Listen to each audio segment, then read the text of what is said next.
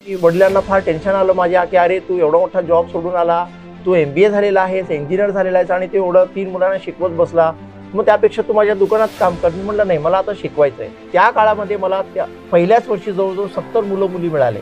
तर हे एक फार चांगलं सक्सेस होतं. टीचरचा रिस्पेक्ट जो समाजामध्ये आहे आणि ज्या पद्धतीनं ज्या नजरेनं पालक माझ्याकडे बघतात, ज्या पद्धतीनं माझे विद्यार्थी माझ्याकडे बघतात, ते फार म्हणजे फार सॅटिस्फाय. यश हे जे शब्द आहे ना, याचे अनेक अर्थ आहेत.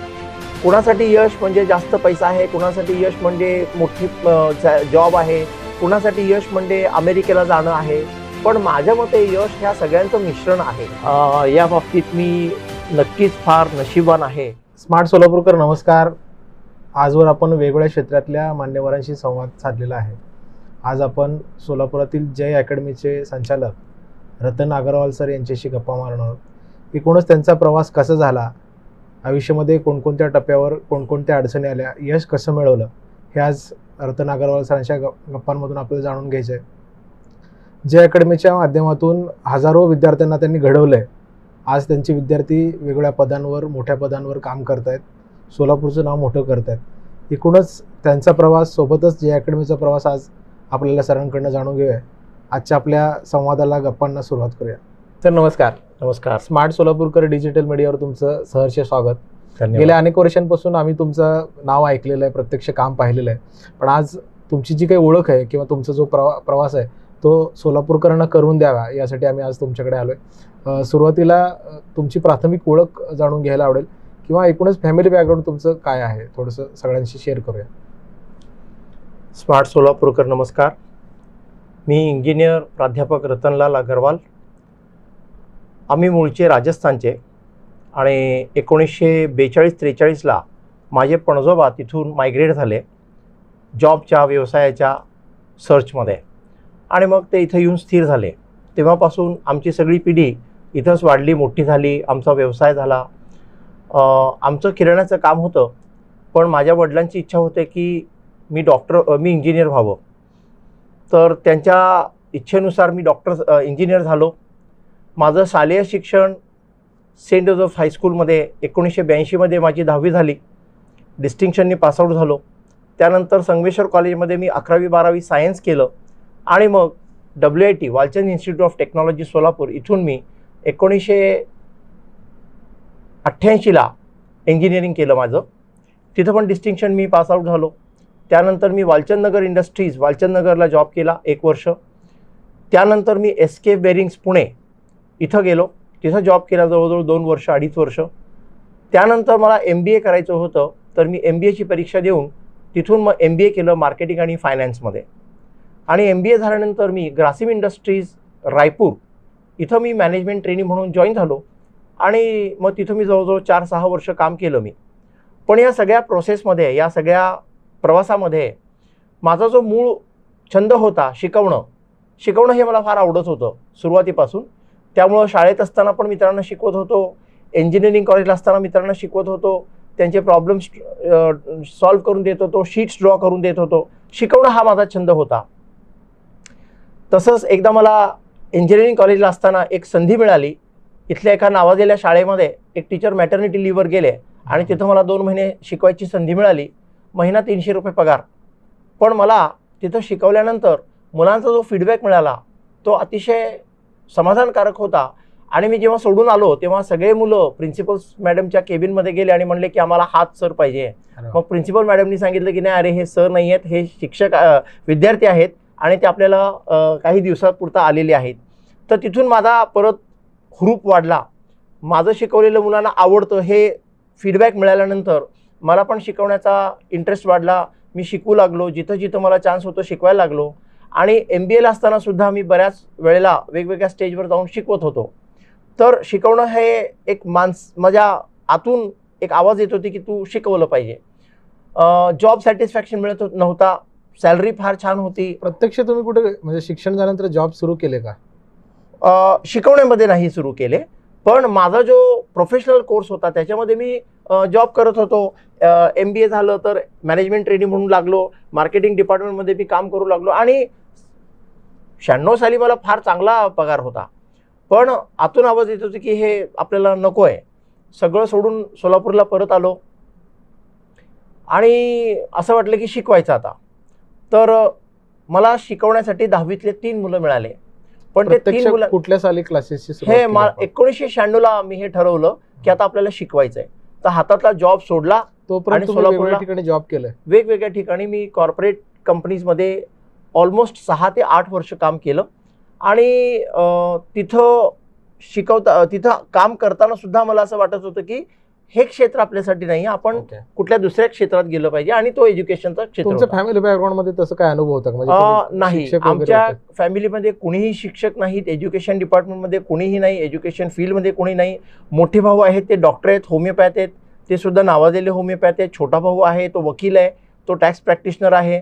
वडिलांचा किराणाचा व्यवसाय आहे. तर तसं एज्युकेशन डिपार्टमेंटमध्ये आमचं काही पार्श्वभूमी आमची नाही आहे. पण विद्यार्थी दशेपासून तुम्हाला शिक्षण देण्याची म्हणजे विद्यार्थ्यांना शिकवण्याचीच आवड तुमच्यामध्ये? अगदी सुरुवातीपासून ती आवड होती आणि ते फुलत गेलं. मग त्यामुळे 1996 मध्ये जेव्हा हातातला सगळा जॉब सोडून म्हणजे निर्णय घेऊन आलो की आपल्याला हे नाही करायचं, तर परत आलो सोलापुरात.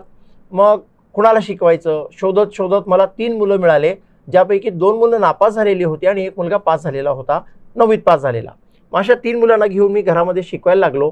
आणि वडिलांना फार टेन्शन आलं माझ्या की अरे तू एवढा मोठा जॉब सोडून आला, तू MBA झालेला आहेस, इंजिनियर झालेला आहेस आणि ते एवढं 3 मुलांना शिकवत बसला, मग त्यापेक्षा तू माझ्या दुकानात काम कर. मी म्हटलं नाही, मला आता शिकवायचं आहे. त्या 3 मुलांना शिकवलं, त्यांचा रिझल्ट इतका छान आला की पुढच्या वर्षी माझ्याकडे 17 मुलं मुली झाले.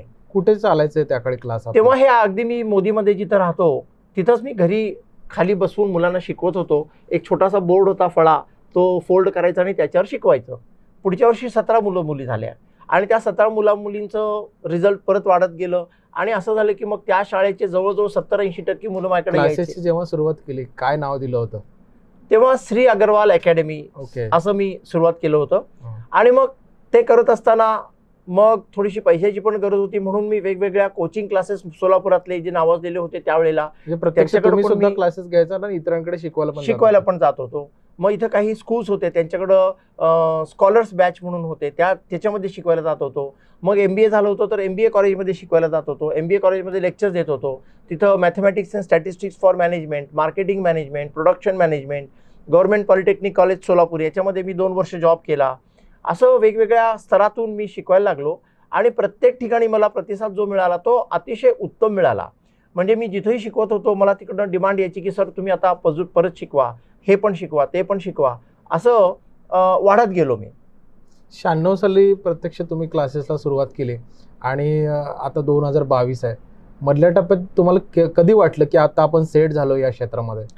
तसं पाहायला गेलं तर देवाच्या कृपेनं आणि आमच्या आईवडिलांच्या आशीर्वादानं, आमच्या सगळ्या विद्यार्थ्यांच्या त्यांच्या पालकांच्या शुभेच्छांमुळे मी 2 वर्षात सेट झालो.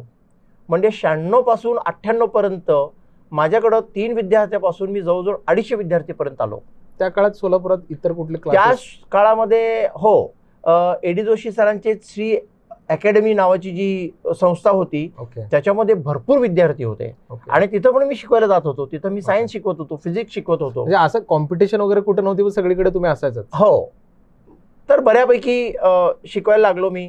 आणि मग हळूहळू असं झालं की बऱ्याच माझ्या मित्रांना माहीत झालं की अरे ह्याचं मॅथ्स फार चांगलं आहे, ह्याचं फिजिक्स फार चांगलं आहे. तर मग ते लोक म्हणायचे माझ्या मुलाला शिकव, माझ्या मुलाला शिकव. मग आम्ही सम्राट चौकला ब्रांच सुरू केली. सम्राट चौकला ब्रांच सुरू करण्यामध्ये माझे मित्र आहे संजय दरगड, त्यांनी मला मदत केली. त्यांच्या मुलीला मी शिकवलं आधी आणि त्यांच्या मुलीचा रिझल्ट फार चांगला आला. मग त्यांनी मला जागा घेऊन दिली तिकडं, त्यांनी मला मुलं मिळवून दिले. त्या काळामध्ये मला त्या पहिल्याच वर्षी जवळजवळ 70 मुलं मुली मिळाले. तर हे एक फार चांगलं सक्सेस होतं आणि जे रेट ऑफ ग्रोथ होतं ते फार छान होतं. त्यानंतर मग सर मला या टप्प्यावर तुम्हाला असं विचारायचं की या क्षेत्रात पाय रोवण्यासाठी किंवा पुढे जाण्यासाठी कुणाचं मार्गदर्शन सुरुवातीच्या टप्प्यात लाभलं? मार्गदर्शन सगळ्यात अगोदर तर मला जो सपोर्ट मिळाला तो मला माझ्या आईचा आणि वडिलांचा मिळाला. तर त्यांनी सांगितलं की ठीक आहे, तुला जे आवडते ते तू कर. सुरुवातीला 1 वर्ष थोडंसं ते पण काळजीत पडले होते की हा एवढा मोठा जॉब सोडून आल्याने 3-4 मुलांना शिकवतोय तर कसं होईल. पण 2 वर्षामध्ये माझी जी प्रगती बघितली त्यांनी, तर त्यांनी मला मग भरपूर धाडस दिला. मग त्या काळामध्ये माझ्याकडे पैसे कमी असताना सुद्धा मी एक प्रोजेक्टर घेतला जो तेव्हा 1.5 लाखाचा होता. पण वडिलांनी म्हणले की नाही तुला आवडते ना तर तू हे घे आणि काम कर. त्याच्यामुळं मला परत समाधान होतं आणि मला सपोर्ट मिळाला. आईवडिलांनी मला सपोर्ट केला. त्याशिवाय जो सगळ्यात जास्त मला मार्गदर्शन केलं ती माझी एक बहीण आहे, सौ कुमकुम श्रीवास्तव. त्या केंद्रीय विद्यालयामध्ये पेरेंट्स टीचर्स असोसिएशनच्या हेड होत्या. त्यांनी मला फार सपोर्ट केलं. त्यांनी मला फार गायडन्स दिलं की तू आता हे कर, मग तू आता हे कर. त्यांच्या मार्गदर्शनाखाली मी एक 2-3 वर्ष काम इतकं छान केलं. नंतर त्यांनीच मला सांगितलं की तू आता ह्याच्यामध्ये फार पारंगत आणि हुशार होतोय, त्यामुळे तू आता करत जा. आणि आतासुद्धा आत्तासुद्धा श्रीवास्तव दीदी मला भरपूर गाईड करतात. शिवाय मी ए डी जोशी सरांकडे शिकवायला होतो. ए डी जोशी सरांनी मला गाईड केलं. कुमठेकर सरांनी मला गाईड केलं, जे हरिबाईचे प्रिन्सिपल होते. त्या माझ्या सुरुवातीच्या वेळेमध्ये मला या 2-3 लोकांनी भरपूर मदत केली आणि मग मी वाढत गेलो. सर, जसं की आता तुम्ही सांगितलं सुरुवातीला 3 विद्यार्थी तुमच्याकडे होते, आता हजारो विद्यार्थ्यांचा आकडा तुम्ही गाठलेला आहे. एकूणच हा प्रवास कसा झाला, म्हणजे 3 विद्यार्थ्यांपासून आता शेकडो विद्यार्थ्यांपर्यंत तुम्ही कसे पोहोचले? 1996ला मी जेव्हा सुरुवात केली शिकवायला, तेव्हा माझ्याकडं 3 मुलं मुली होते. तिथून मग माझा जो प्रवास सुरू झाला ते आम्ही साधारण 2 वर्षामध्ये 200 मुलांच्या वर गेलो आणि मग मी 3-4 ठिकाणी शिकवायला लागलो. मुख्य एक सम्राट चौक आणि एक माझ्या घरी मोदीमध्ये, अशा 2 ठिकाणी 5 वर्षामध्ये माझ्याकडे जवळजवळ 400 विद्यार्थी झाले. आणि मग मी मॅथ सायन्स हे 2 विषय शिकवत होतो. मग मुलं म्हणायला लागली, सर आता तुम्ही मॅथ सायन्स शिकवता, मग इंग्लिश पण तुम्ही शिकवा. इंग्लिश शिकवायला मी सुरुवात केली, पण बॅचचे लोड वाढल्यामुळे मग आम्ही काही अजून स्टाफ घेतलं. आम्ही वाढत गेलो आणि कोरोनाच्या अगोदर म्हणजे जवळजवळ 2018पर्यंत समजा माझ्याकडे 800 विद्यार्थी संख्या होती. 2014-15मध्ये अशी पोझिशन झाली की जोळे सोलापूरचे सगळे मुलं मुली आमच्याकडे यायचे, पण अंतर जास्त असल्यामुळे तिकडले सगळे पालक इकडे येऊ शकत नव्हते. त्यामुळं मग आम्ही जोळे सोलापूरला ब्रांच सुरू केली. 2007ला ए डी जोशी सरांची ही जी बिल्डिंग होती, 3 मजली इमारत होती, ती आम्ही विकत घेतली आणि तिथं मी कोचिंग क्लास सुरू केले, जिथं लायब्ररी, लॅबॉरेटरी, सगळे क्लासरूम्स, वेल फर्निश्ड क्लासरूम, सगळ्याकडे ऑडिओ व्हिज्युअल्स, असं आम्ही हे फार छान सेटअप करून सुरू केलं आणि वाढत गेलो. 2015मध्ये जोळे सोलापूरचे बरेच पालक, NTPC मधले बरेच पालक म्हणायचे, सर तुम्ही जोळे सोलापूरमध्ये ब्रांच सुरू करा, आम्हाला लांब होत आहे फार. 2015मध्ये मग आम्ही तिकडं ब्रांच सुरू केली आणि तिकडं पण लोकांनी आम्हाला भरभरून दाद दिली, फार चांगलं प्रेम दिलं. तिथं पण आम्ही फार छान काम केलं आणि अशा पद्धतीनं 2018पर्यंत मी 800 मुलांचा हा जो टप्पा आहे तो आम्ही पूर्ण केला. जवळजवळ माझ्याकडं 22-23 टीचर्स, नॉन टीचिंग स्टाफ, असं हे सगळं प्रवास आमचा चालत राहिला. कोविडमुळे थोडंसं संख्या आमची कमी झाली, कारण ओव्हरऑल सगळीकडं अडचणी होत्या, ऑफलाईन बऱ्याच अडचणी, सगळेच एज्युकेशन फील्ड फारच सेटबॅक मध्ये गेलं आणि त्यामुळं हे थोडंसं अडचण झाली आम्हाला.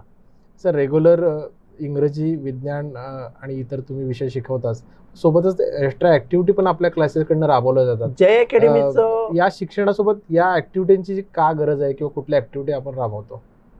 माझ्या या मागच्या 22 ते 24 वर्षाच्या प्रवासामध्ये मी मुलांच्या फार जवळ गेलो. माझा जो मुलांबरोबरचा रॅपो आहे, त्यांच्याबरोबरचा जो माझा एक बॉन्ड आहे, तो इतका छान झाला की मुलं मला बरंच काही सांगायचे, त्यांच्या अडचणी सांगायचे.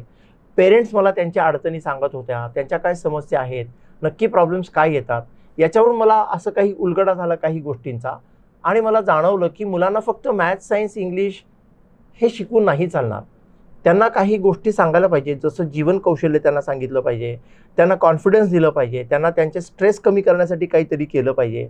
आणि मग हळू त्यातनं मला असे काही मार्ग मिळत गेले, मला काही सुचत गेलं आणि मी तसं करत गेलो. आता मी जेव्हा गणित शिकवतो, सायन्स शिकवतो, बघा मॅथ्स सायन्स शिकवणं हे काही फार मोठं रॉकेट सायन्स नाही आहे. प्रत्येक ठिकाणी कोचिंग क्लासेस आहेत, सगळेजण शिकवतात, सगळेजण चांगलं शिकवतात. पण माझं वैशिष्ट्य काय आहे की मॅथ्स सायन्स शिकवताना त्यांना आपण कसं शिकवतो, त्यांना काय बोलतो, त्यांना कॉन्फिडन्स कसं देतो, त्यांचं कॉन्फिडन्स कसं वाढवतो, त्यांची भीती कशी कमी करतो, हे महत्त्वाचा विषय आहे. आणि हे हळूवारपणे आपण जेव्हा करतो मग मुलांचा स्ट्रेस कमी होतो, मुलांना अभ्यासामध्ये गोडी निर्माण होते आणि ते फार कॉन्फिडंट होतात. याशिवाय जसं तुम्ही म्हणालात, अहो सर अभ्यास हे काय अभ्यास करून चालणार नाही, अलीकडं काय सगळेजण नुसतं मार्क्सच्या मागं धावू लागलेत, पण त्याच्यामध्ये आपण कुठेतरी आपलं मानसिक संतुलन बिघडवतोय, त्याच्यामध्ये आपल्याला स्ट्रेस येतोय, त्याच्यामुळे आपले काही मूल्य सुटतायत आपल्या हातातनं. आपण वेळेवर उठलं पाहिजे, आपण कोणाशी कसं बोललं पाहिजे, मोठ्यांबरोबर कसं बोललं पाहिजे, मान सन्मान आपण कोणाचा कसा केला पाहिजे, हे सगळं आपण कुठेतरी विसरतोय आणि ते आम्ही आमच्या कोचिंगमधून देण्याचा प्रयत्न करतोय. आणि त्याचा नक्कीच आम्हाला फायदा होतोय. कुठल्या कुठल्या ऍक्टिव्हिटी आपण राबवतो वर्षामध्ये ऍक्टिव्हिटीज राबवतो. याच्यामध्ये काय येईल, सगळ्यात मुख्यतः आपल्याकडे 10 दिवसामध्ये जे गणपती उत्सव होतात, तर त्या गणपती उत्सवमध्ये आम्ही भरपूर गणपती बाप्पाची आराधना करतो. त्याच्यामध्ये गणपती अथर्वशीर्षचं पठण येईल. त्यानंतर आम्ही टीचर्स डे सेलिब्रेट करतो. मुलं स्वतः टीचर्स डेमध्ये भरपूर सेलिब्रेट करतात, पूर्ण दिवस कार्यक्रम आखतात आणि ते स्वतः सगळं करतात. टीचर्स डे करतो आम्ही. आपल्या ज्या हे येतं गुरुपौर्णिमेचा कार्यक्रम येतो. गुरुपौर्णिमा अतिशय उत्तम पद्धतीने आम्ही करतो.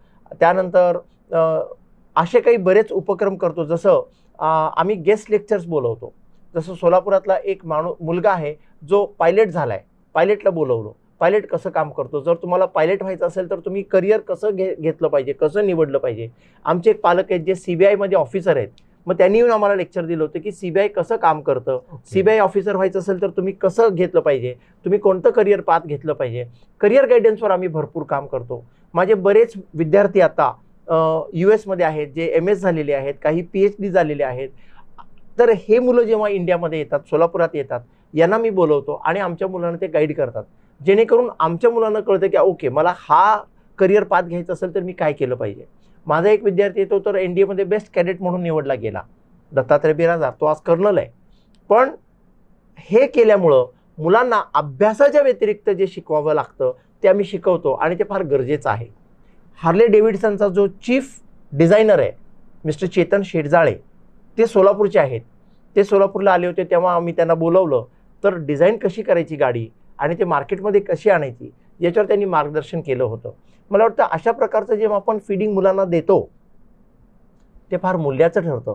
आपल्या सोलापुरामध्ये शेळगीमध्ये रब्बी सोरगम रिसर्च सेंटर, ज्वारीचं रिसर्च सेंटर आहे. आम्ही मुलांना तिकडं नेतो. सायंटिस्ट म्हणजे काय असतं, त्याला 4 हात असतात का, 2 डोकं असतात का, नाही. पण तो कसा बोलतो, कसा विचार करतो एखाद्या प्रॉब्लेमवर, हे सायंटिस्टचं वैशिष्ट्य आहे. तर आम्ही आमच्या मुलांचं इंटरॅक्शन सायंटिस्ट बरोबर घडवून आणतो. म्हणजे त्याच्यात काय होतं की मुलांना पण रिसर्चचे एक अंदाज येतो, रिसर्च कसं करायचं असतं, नवीन प्रॉब्लेम्स कसे सॉल्व्ह करायचे असतात, ओरिएंट कसं व्हायचं असतं, हे त्याच्यातलं. आणि 50 मुलांमधून 1-2 मुलांना जरी ते क्लिक झालं ना, तर मला वाटतं आपलं ती फार मोठी अचीवमेंट आहे. सर, जसं आत्ता तुम्ही सांगितलं की तुमच्या क्लासेसमधून बाहेर पडलेले अनेक विद्यार्थी देश परदेशामध्ये वेगवेगळ्या पदांवर काम करतात. काही विद्यार्थी आत्ता आपल्याला सांगता येतील का, आणि हे सगळे विद्यार्थी एका विशिष्ट उंचीवर गेल्यानंतर शिक्षक म्हणून तुम्हाला कसा आनंद होतोय? या बाबतीत मी फार समाधानी आहे. कारण मी जेव्हा मागं पाहतो बऱ्याच वेळेला असं वाटतं की अरे, माझा मित्र आता अमेरिकेत सेटल झाला, त्याचा एवढा पगार आहे, माझा हा मित्र इंडस्ट्री चालवतो, त्याचा एवढा इन्कम आहे.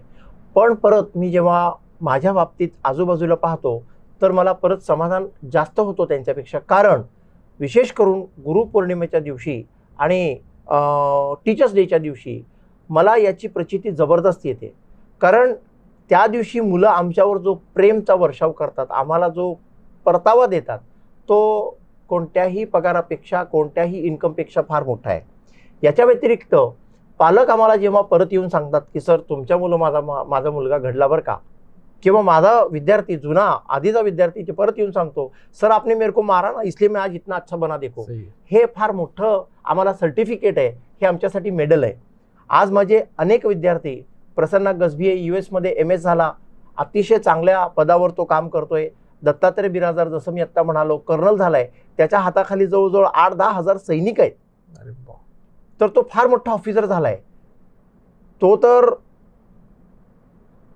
मला इतक्या ठिकाणी फिरवून आणला आणि तो ज्या पद्धतीनं मला फिरवलं त्यांनी एक साहेब म्हणून, ते फार समाधानकारक आहे. हे कोणत्या इंजिनियरला, डॉक्टरला मिळत नाही, पण हे टीचरला मिळतं. टीचरचा रिस्पेक्ट जो समाजामध्ये आहे आणि ज्या पद्धतीनं, ज्या नजरेनं पालक माझ्याकडं बघतात, ज्या पद्धतीनं माझे विद्यार्थी माझ्याकडं बघतात, ते फार सॅटिस्फाईंग आहे. माझे बरेच विद्यार्थी CA झालेत आज. तर हे कुठेतरी फार समाधान देणारी गोष्ट आहे, जे कदाचित मी जरी पैसे जास्त कमवले असते तर मला हे समाधान मिळालं नसतं. सर, तुम्ही समाधानी आहात हे दिसून येतं, पण तुम्ही यशस्वी पण आहात. एकूणच आयुष्यात यश मिळवणे म्हणजे नेमकं काय, तुमच्या लेखी काय आहे? यशस्वी होणं किंवा यश मिळवणं कशाला तुम्ही म्हणाल? बघा, हा यश हे जे शब्द आहे ना, याचे अनेक अर्थ आहेत. कुणासाठी यश म्हणजे जास्त पैसा आहे, कुणासाठी यश म्हणजे मोठी जॉब आहे, कुणासाठी यश म्हणजे अमेरिकेला जाणं आहे. पण माझ्या मते यश ह्या सगळ्यांचं मिश्रण आहे. ओके. यशामध्ये फक्त तुम्हाला पगार मोठा आहे, तुमचं बँक बॅलन्स जास्त आहे, पण तुम्ही आईवडिलांपासून फार लांब आहात, तर मला वाटतं ते बरोबर नाही आहे. यशामध्ये तुम्ही समाजाच्या कामाला आलं पाहिजे, खरंय. तुम्ही तुमच्या मित्रांच्या कामाला आलं पाहिजे, सगळ्यात अगोदर तुम्ही तुमच्या आईवडिलांची सेवा केली पाहिजे, त्यांच्याकडे राहिलं पाहिजे असं मला वाटतं. आणि या बाबतीत मी फार समाधानी आहे, फार यशस्वी आहे असं मी म्हणेन. कारण मी जॉब असताना सुद्धा 1996ला ग्रासिम इंडस्ट्रीजचं जॉब सोडून परत आलो, आईवडिलांबरोबर राहिलो, जवळजवळ 20 वर्ष त्यांची सेवा केली, त्यांच्या सानिध्यात राहिलो, त्यांचा आशीर्वाद मिळवला. मी माझ्या फॅमिलीबरोबर आहे, आमची जॉईंट फॅमिली आहे, माझे दोन्ही भाऊ माझ्याबरोबर असतात. तर ही फार मोठी उपलब्धी आहे असं मला वाटतं आणि हे खरं यश आहे. यश म्हणजे तुमच्याकडे फार फक्त पैसा आहे पण तुम्ही फॅमिलीपासून दूर आहात, काही उपयोग नाही. माझा एक मित्र आहे, फक्त नाव सांगत नाही, गलेगठ्ठ पगार आहे, अमेरिकेत राहतो, पण जेव्हा त्याची आई वारली त्याला ते येता आलं नाही, 1 महिन्यानंतर आला. काय उपयोग आहे अशा पैशाचा? तर मला वाटतं यश म्हणजे समाधानी असणं, समाजाच्या कामाला येणं, निसर्गाला काहीतरी परत देणं. हे आम्ही आमच्या मुलांना वर्गामध्ये फार शिकवतो की तुम्ही रोज झाडाला पाणी द्या, एखादं झाड लावा, त्याला मोठं करा आणि निसर्गाला आपण कसं निसर्गाचं संवर्धन करू शकतो हे पण फार महत्त्वाचं आहे. सायकलीचा वापर आम्ही सांगतो. तर मला वाटतं यशामध्ये या सगळ्या गोष्टींचा मिश्रण असणं हे फार महत्त्वाचं आहे आणि ते मला फार चांगलं मिळायला लागलं आहे. मी माझ्या मित्रांबरोबर असतो, तर हे कुठेतरी यशाचेच भाग आहेत असं मला जाणवतं. येस सर, आपल्या क्लासेसच्या माध्यमातून रेग्युलर क्लास तर दिलेच जाते विद्यार्थ्यांना, सोबतच अनेक अत्याधुनिक सुविधांचा वापरसुद्धा आपण क्लासेसच्या माध्यमातून करतो. तर या सुविधा नेमक्या कोणत्या आहेत? आता मी इंजिनिअरिंग केल्याचा, मी MBA केल्याचा मला नक्कीच फायदा झाला. मी शेवटी कुठंतरी MSc BSc BEd करून नाही आलो. मी क्वालिफिकेशननी टीचर नाही आहे. I am a teacher bye choice. Me choose करून टीचर बनलो आणि इंजिनिअरिंगचं पूर्ण टेक्निकल नॉलेज, MBAचं मार्केटिंगचं नॉलेज, MBAचं मॅनेजमेंटचं नॉलेज मला इकडं फार कामाला आलं. मी जेव्हा 3 मुलांना शिकवायला लागलो, जमिनीवर बसून काळ्या फळ्यावर शिकवत होतो, रोल करण्यावर फळ्यावर शिकवत होतो, तिथून माझा प्रवास सुरू झाला. पण आज जर तुम्ही बघितलं, आम्ही जो पूर्ण प्रवास केला ह्या 22 वर्षामध्ये, ब्लॅकबोर्डवरून आम्ही 2-5 वर्षांमध्ये ग्रीन बोर्डवर गेलो. 5 वर्षामध्ये आम्ही प्रोजेक्टर घेतला, त्याच्यानंतर आम्ही ग्रीन बोर्डवरून व्हाईट बोर्डवर आलो, त्याच्यानंतर इंटरॅक्टिव्ह बोर्डवर गेलो. 2011मध्ये मी एक इंटरॅक्टिव्ह व्हाईट बोर्ड इम्पोर्ट केला कॅनडाहून. त्यावेळी त्याची किंमत होती 4 लाख रुपये. तर हे का केलं? तर मी टेक्निकल असल्यामुळे मला कळत गेलं की नाही, आता आपल्याला टेक्नॉलॉजीचा ॲडॉप्शन करावं लागणार आहे, टेक्नॉलॉजीचं अवलंब करावं लागणार आहे, जेणेकरून मुलांना ते जास्तच समजेल, जास्त चांगलं समजेल, त्याची त्यांना गरज आहे. जसं आपण नवीन मोबाईल घेतो, जसं आपण नवीन उपकरण घेतो, नवीन गाडी आली आपण घेत होती, तर त्याच्यामध्ये जसे बदल घडत जातात तसं मी या एज्युकेशन प्रोसेसमध्ये, माझ्या शिकवण्याच्या प्रोसेसमध्ये बरेच काही बदल करत गेलो आणि त्याचा नक्कीच मुलांना मला फार फायदा झाला.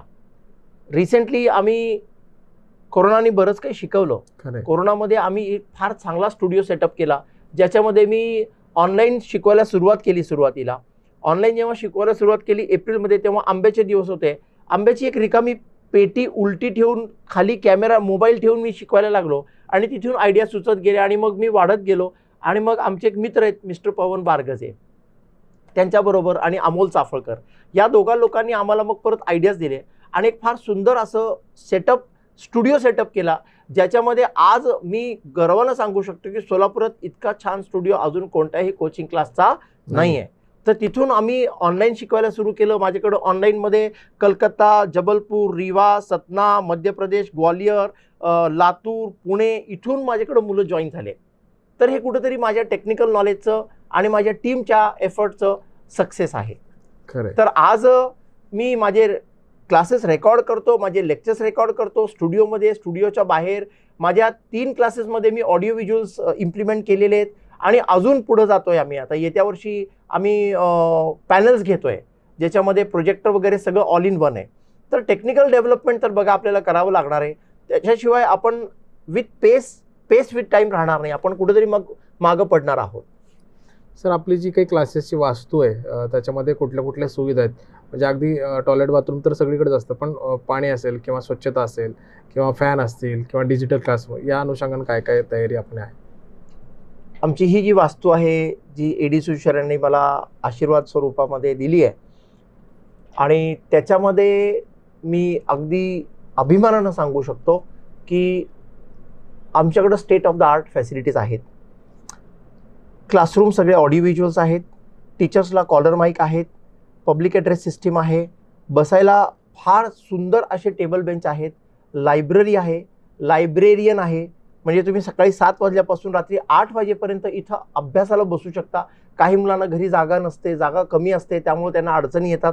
काही मुलांकडे जागा इतकी जास्त असते की ते रूममध्ये कडी लावून बसतात आणि आत मोबाईल खेळत बसतात किंवा झोपतात. तर इथं आल्यानंतर तुम्हाला अभ्यास करायला स्कोप आहे. तर लायब्ररी आहे, लॅबॉरेटरी आहे, सगळे वर्किंग मॉडेल्स आहेत माझ्याकडं. Motor, generator, self inductance, mutual inductance, या सगळ्याचे मी हाताने बनवलेले मॉडेल्स आहेत जे मुलांना हँड्स ऑन प्रॅक्टिससाठी मिळतात. शिवाय आमच्याकडे सेमिनार हॉल आहे, स्टुडिओ आहे.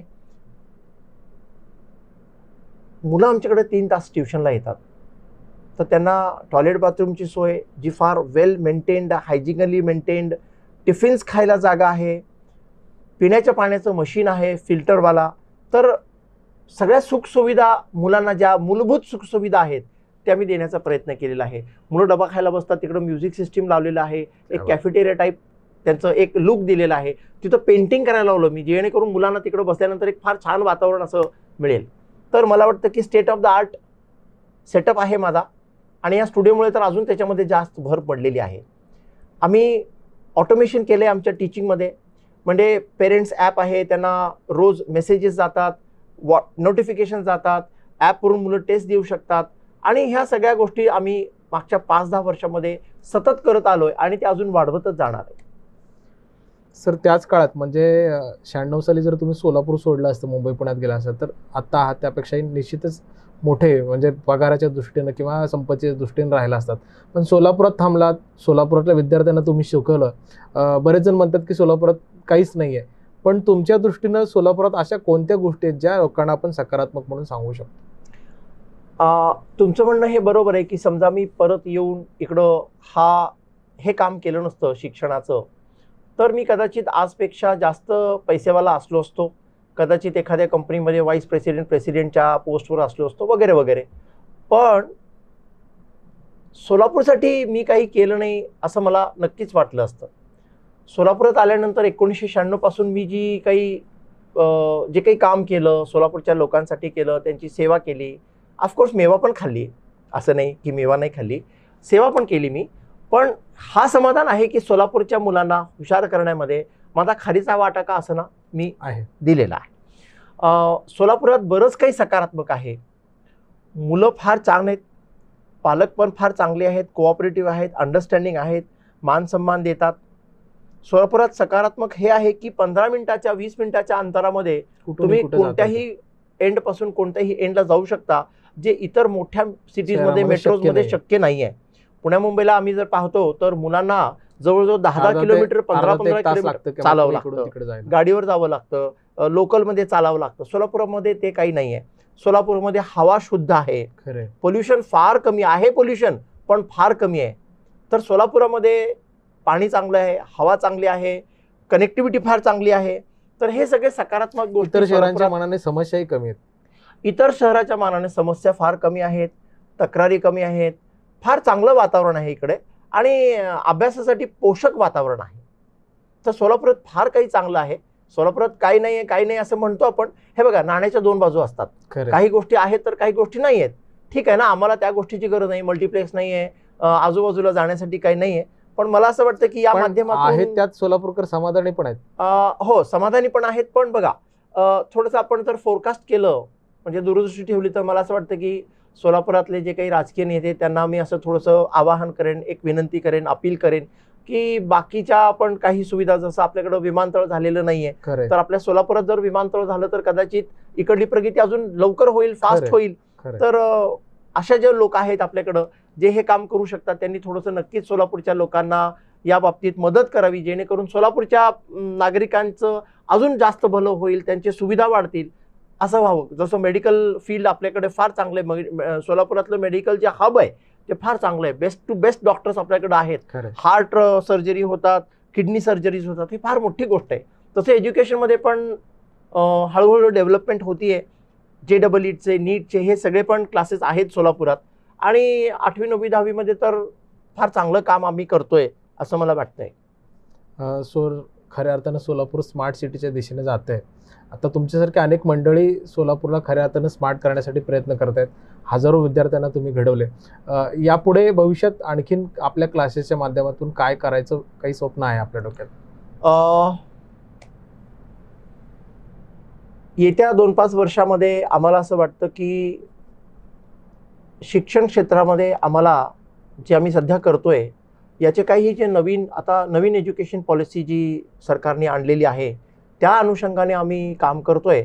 आणि नवी एज्युकेशन पॉलिसी 2022 ही जी राबवली जाणार आहे त्यासाठी जे काही लागणारे स्किल्स आहेत, सर मी एक सांगू शकतो या माध्यमातून की आत्ता मुलांना मॅथ्स, सायन्स, इंग्लिश एवढंच येण्यापेक्षा जास्त काय महत्त्वाचं आहे तर माझ्याकडे स्किल काय आहे. खरं, मी फार चांगला पेंटर आहे, मी फार चांगला आर्टिस्ट आहे, मी फार चांगलं चित्र काढू शकतो, 4 चौकात बोलता येतं मला, माझं कम्युनिकेशन फार स्किल चांगलं आहे, मला लँग्वेजेस जास्त येतात. मी पाहिलं की मुलं संस्कृत का घेतात, हिंदी सोडून संस्कृत का घेतात, कारण संस्कृत स्कोरिंग आहे. हिंदी सोडून फ्रेंच का घेतात, स्कोरिंग आहे. पण मला संस्कृत आवडतं म्हणून संस्कृत कोणी घेणारे विद्यार्थी आम्हाला फार कमी मिळतात. तर लँग्वेजेस डेव्हलपमेंट करण्यासाठी आपल्याला काहीतरी केलं पाहिजे, जे आम्ही करणार आहोत. स्किल डेव्हलपमेंटसाठी जे आम्हाला करायचे ते आम्ही करणार आहोत. न्यू एज्युकेशन पॉलिसीच्या व्यतिरिक्त आम्हाला असं वाटतं की मुलांना वेगवेगळ्या क्षेत्रामध्ये एक अजून गोष्ट आम्ही जे करतोय, जे रुजवण्याचा प्रयत्न करतोय ते म्हणजे आमचे व्हॅल्यूज, आमचं कल्चर. आम्ही कुठं कुठं मागं पडतोय, फार मागं पडलोय. मी एका विद्यार्थ्याला मागच्या एका अशा इंटरॅक्शनमध्ये विचारलं सगळ्या मुलांच्या समोर की रामाच्या आईचं नाव काय, तर आश्चर्य वाटेल तुम्हाला, त्यांनी सांगितलं यशोदा. म्हणजे आम्हाला मॅथ्स सायन्समध्ये मार्क 90% पडत आहेत, पण रामाच्या आईचं जर नाव माहीत नसेल तर मला वाटतं आपण कुठेतरी फारच चुकतोय. तर हे आम्ही करण्याचा प्रयत्न करतोय आणि ते येत्या 2-5 वर्षामध्ये आम्ही अजून जास्त प्रमाणावर ते करणार आहोत. आपल्याला बघा, बऱ्याच मुलांना टेन्शन असतं, बऱ्याच मुलांना स्ट्रेस असतं, कारण त्यांना माहीत नाही स्ट्रेस मॅनेज कसं करायचं, फेलियर कसं पचवायचं. तर त्यासाठी योगा, प्राणायाम हे जे आपले भारतीय संस्कृतीतले जे काही फार चांगले पहलू आहेत त्याचा आम्ही आता जास्त वापर करतोय आणि मुलांना त्याचा फायदा होतोय. येत्या 2-5 वर्षामध्ये या अनुषंगानेच आम्ही काम करतोय आम्ही, आणि असं प्रयत्न आहे आमचा. सर, एकूणच क्लासेसच्या सगळ्या धावपळीमध्ये तुम्ही काही छंद जोपासलेत का, आणि ते छंद कोणते आहेत? छंद आहेत. एक छंद जो असा आहे की पुस्तक वाचणे, चांगले पुस्तक वाचणे. आणि मागच्या 2 वर्षामध्ये 3 वर्षामध्ये एक छंद जो डेव्हलप झाला आहे तो म्हणजे सेल्फ डेव्हलपमेंट. तर सेल्फ डेव्हलपमेंटसाठी मी बऱ्याच लोकांना फॉलो करतो, त्यांचे व्हिडिओज बघतो, त्यांचे जे काही सवयी आहेत त्या मी अंगीकृत करण्याचा प्रयत्न करतोय आणि त्याचा फार सकारात्मक मला फायदा मिळाला आहे. आणि एक छंद म्हणजे मला हिंदी मूव्हीज बघण्याचा आहे. पण अलीकडं चांगले हिंदी मूव्हीज नाही आहेत, पण जुन्या जमान्यातले म्हणजे 1980s मधले, 90s मधले, 70s मधले जे मूव्हीज आहेत उत्कृष्ट मूव्हीज आहेत आणि ते मी पाहतो. महिन्यातून 1-2 मूव्हीज तरी नक्कीच पाहतो. आणि आमच्या फॅमिलीला वेळ देणं, मुलांना वेळ देणं हा एक माझा छंद आहे. तो मी म्हणजे अविरतपणे करत आलो आणि त्यात मी हॅपी आहे. आवडतं तुमचं पुस्तक, लेखक सांगता येईल का? माझं आवडतं लेखक तसं पाहायला गेलं तर सद्गुरू आहेत. त्यांचे मी बरेच पुस्तक वाचतो आणि मला त्यांचे आयडियाज फार आवडतात. चित्रपट आवडतात असं तुम्ही सांगितलं, आवडता एखादा चित्रपट जो? माझा आवडता चित्रपट शोले आहे. अमिताभ माझा फेवरेट हिरो आहे आणि त्याचे बरेच फिल्म मी बऱ्याच वेळेला बघतो. याराना असेल, शोले असेल, कालिया असेल, नसीब असेल. कारण त्या जमान्यामधले जे मूवीज होते ना ते काहीतरी लाईफमध्ये मेसेज शिकवणारे होते, मनोरंजन देत होते. तर असे काही मूवीज आवडतात. यस सर, जाता जाता मला आणखी एक प्रश्न विचारायचा आहे. या सगळ्या धावपळीमध्ये तुम्ही दिवसभर क्लासेसकडे लक्ष देता, फॅमिलीचा सपोर्ट कसा मिळतो तुम्हाला यासाठी? या बाबतीत मी नक्कीच फार नशीबवान आहे की मला माझी मंडळी जी मिसेस मिळालेली आहे ती जरी ग्रॅज्युएट आहे, जरी शिकलेली आहे, तरी ती घरकाम पूर्ण सांभाळते, मुलांकडं पूर्ण लक्ष देते. मला त्या बाबतीत टेन्शन नाही. आणि सगळ्यात महत्त्वाचं मी सांगतो, माझ्या मिसेसचा तर मला सपोर्ट आहेच, पण जॉईंट फॅमिलीचा मला जो सपोर्ट आहे, माझ्या भावाचा, माझ्या वहिनींचा, माझ्या पुतण्यांचा, हा जो सपोर्ट आहे ना, जो मला फार स्ट्रॉंग आहे. माझ्या आईवडिलांचा पण आहे, तो आता ते नसल्यामुळे तो कमी झाला आहे. पण जॉईंट फॅमिलीची ही जी संकल्पना आहे, जी हळूहळू कमी व्हायला लागली आहे, मी सगळ्यांना हेच सांगू इच्छितो की शक्य तेवढं एकत्र परिवारामध्ये राहा, जेणेकरून तुम्हाला तुमच्या प्रोफेशनमध्ये, तुमच्या बिझनेसमध्ये, तुमच्या कामामध्ये काम करण्याला तुम्ही लोक फ्री करतील. आमची मुलं कशी मोठी झाली, कसं ते आपलं म्हणजे दिवसभरात वेळ घालतात घरामध्ये, हे आम्हाला जास्त बघण्याची गरज नाही, आम्हाला टेन्शन नाही. तर फॅमिली सपोर्ट फार स्ट्रॉंग आहे आम्हाला. त्यामुळं मी जवळजवळ 14 तास 12 तास मी माझ्या ऑफिसमध्ये असतो, त्यातले 9 तास मी वर्गामध्ये शिकवतो. तर मी का फ्री होऊ शकलो, तर मला फॅमिली सपोर्ट फार छान आहे. खरं. तर मी माझ्या वाईफला, माझ्या पेरेंट्सला, सगळ्यांना, माझ्या जॉईंट फॅमिलीला याचं श्रेय देतो. येस सर, आपल्या क्लासेसमध्ये कोणकोणते विषय शिकवले जातात कितवीच्या विद्यार्थ्यांना, आणि याच्यामध्ये प्रवेश घेण्यासाठीची कोणकोणते निकष आहेत किंवा कशा पद्धतीने या ठिकाणी लोक कनेक्ट होऊ शकतात?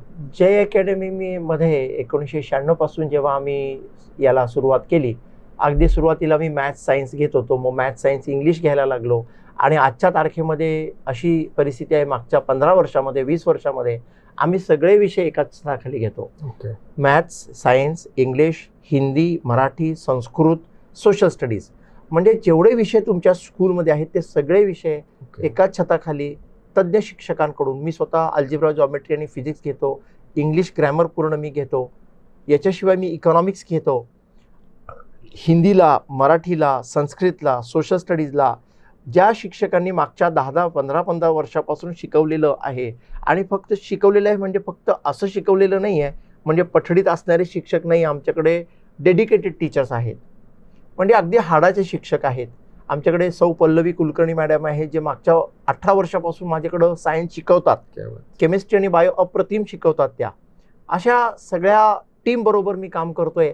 ऑफकोर्स आम्हाला काही बॅड एक्सपिरियन्सेस पण आले, काही लोकांनी त्रास दिला, काही लोकांनी मुद्दाम त्रास दिला, पण ठीक आहे, ज्याचा त्याचा हे प्रवास आहे, याच्यामध्ये काही खडतर पण तुम्हाला अनुभव येणार आहेत. प्रवास खडतर होता, पण आज आम्ही फार समाधानी आहोत की आमच्याकडे प्रवेश घेण्यासाठी कशा पद्धतीने क्रिएट होतं. फार सोपं निकष आहे. आम्ही टॉपर्सला पण घेतो, आम्ही मध्यम फळीतल्या मुलांना पण घेतो, आणि आम्ही 50-40% मुलांना सुद्धा घेतो.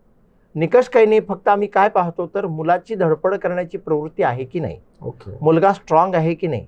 तो विद्यार्थी जर स्ट्रॉंग असेल तर त्याला तिथून पुढे नेण्याची आमची पूर्ण तयारी आहे, आणि आम्ही ते करण्याला भरपूर मदत करतो, आणि ते होतं. पालकांचं सुद्धा आम्हाला सपोर्ट लागतं की मुलगा अभ्यास करतोय की नाही, टेस्ट देतोय की नाही, क्लासला जातोय की नाही, असं त्यांचा आम्ही सपोर्ट घेतो. पण आम्ही तिन्ही प्रकारच्या, सगळ्या प्रकारच्या मुलांना घेतो. जी मुलं ऑलरेडी 80% पुढं आहेत त्यांना 95ला नेण्यामध्ये आमचा हातखंडा फार जास्त आहे, कारण जास्त काम करून घेतो त्यांच्याकडनं, वेगळ्या पद्धतीनं काम करून घेतो. तर फार सोपे निकष आहेत. असं काही जय अकॅडमीमध्ये परीक्षा घ्यायचा म्हणजे तुम्हाला काहीतरी फार अवघड परीक्षा द्यावी लागते वगैरे असं काही नाही. सर, जाता जाता मुलाखतीचा शेवट करताना विद्यार्थी आणि पालकांना काय संदेश द्याल? एक शिक्षक म्हणून मला असं वाटतं की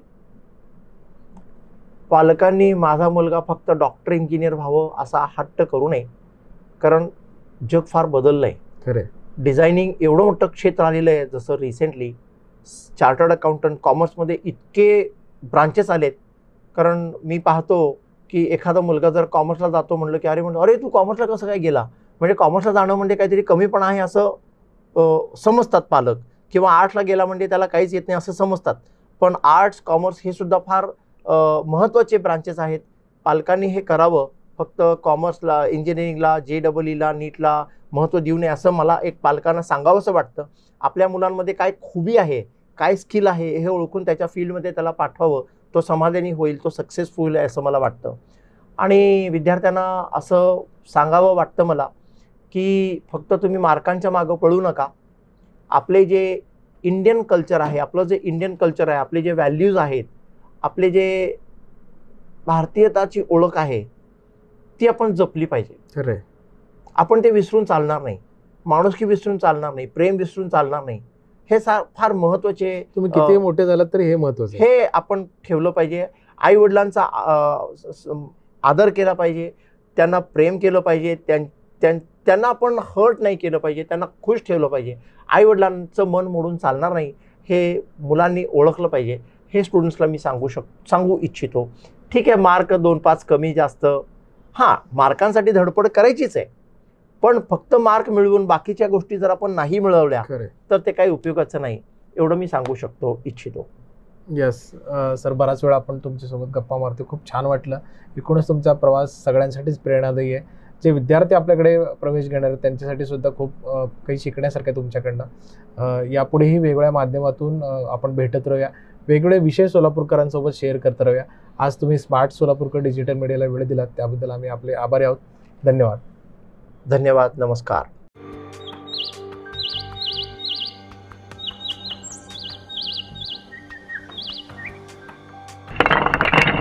अरे यार, दे बघू, मी ट्राय करते. Did you see what was the problem? No sir. I will give you the solution.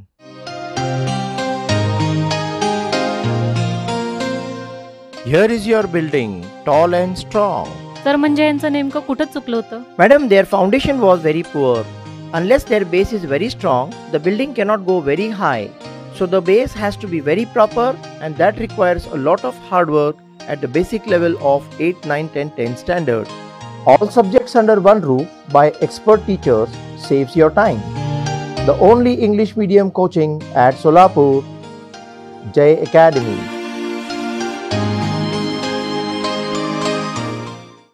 Jai Academy, igniting learning passion, a trusted and reliable name in coaching for 8, 9 and 10 standard board, pure English medium, semi-English medium and CBSE board. All subjects under one roof from best teachers. Save your time and energy, don't run from here to there. Agrawal sir himself teaches maths, physics and English grammar. Admissions have started.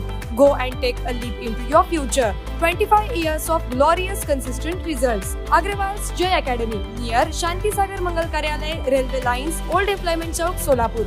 Contact mobile number 8788 992086.